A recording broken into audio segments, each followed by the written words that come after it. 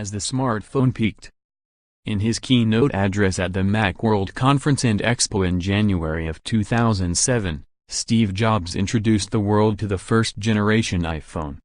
Before he held out the device as if it were some sort of beacon of light, he famously stated, "Today, Apple is going to reinvent the phone."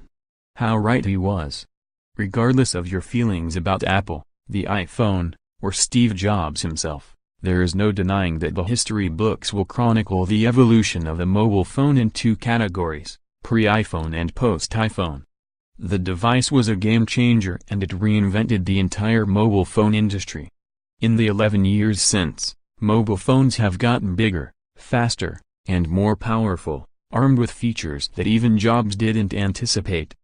Despite this, the overall form factor of every successful smartphone today is the same, a handheld black slate, with a touchscreen on the front used to launch apps. Is this it? Is there no other way to design a mobile device? Has the smartphone peaked?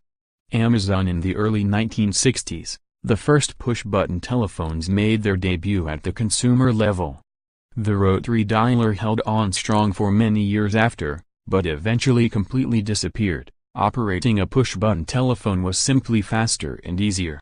Additionally, the tones created by pressing the buttons enabled new types of technology to flourish to the point of indispensability, like automated dialing, password-protected voicemail, and over-the-phone purchasing.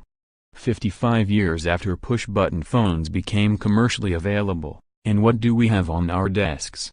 A push-button phone. Sure, it might be a VoIP device or have a wireless handset, but the basic operational concept of a 1960s phone and a 2017 phone is the same. You lift up the handset, push a number into a dialer, and then hold the unit to your ear and mouth. When your call is over, you place the handset onto a dock of some kind. 55 years of innovation and growth, and not much about the telephone has changed. Its operational design peaked in 1963. Taking this into consideration, one could argue that the operational design of the mobile phone peaked in 2007. If you think that statement is pretentious, consider this. Imagine handing a child a rotary phone from 1965 and asking them to dial a number. Chances are, they would be stumped. Ask them to do the same with a push-button phone from that same year, and they would be fine. It would feel clunky, but familiar. 55 years of innovation and growth, and not much about the telephone has changed. Its operational design peaked in 1963. Now, imagine handing a child a Nokia 2760, a mobile phone released the same year as the first iPhone, and asking them to send a text message to their parents. How well do you think they would do with T9 texting? Do you think that child would have the same difficulty sending a text using the first-generation iPhone?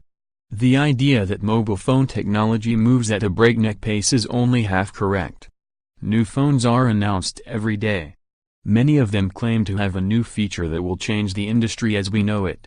Processors are getting incredibly powerful, battery life is being stretched to ridiculous lengths, and camera technology has amateurs creating professional quality images.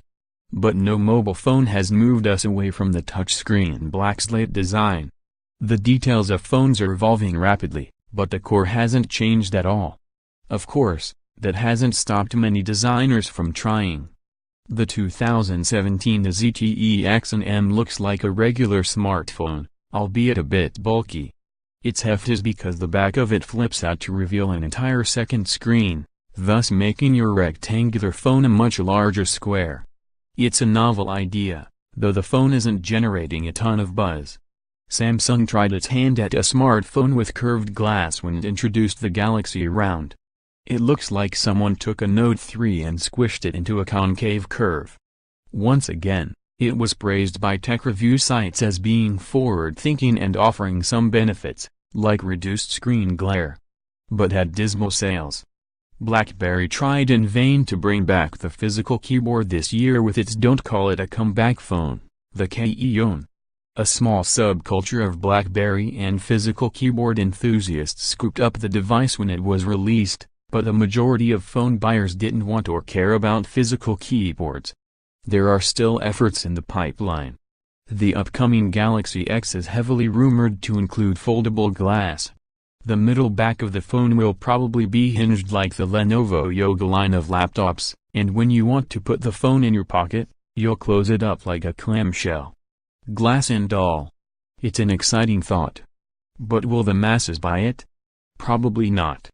People don't want these out-of-the-box designs, just like they don't want a telephone without push-button dialing, and we have 10 years of data to prove it. The most successful smartphone lines all adhere to the same operational design formula launched in 2007, and even when they do successfully tweak things a bit, like the S Pen with the Galaxy Note or the edge-to-edge rounded screen of the Galaxy S8, they don't stray too far. If smartphone design has peaked, what's next?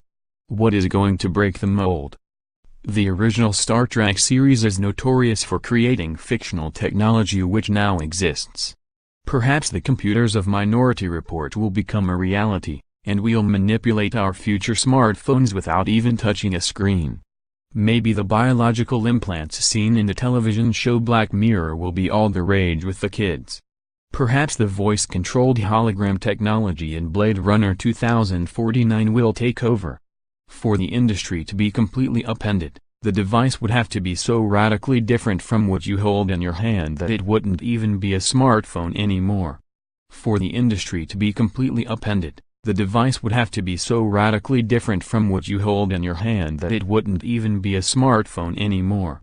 The music industry wasn't upended in the 60s by something that looked like the decades-old record player. It was upended by the 8-track tape which finally enabled you to listen to your own music in the car.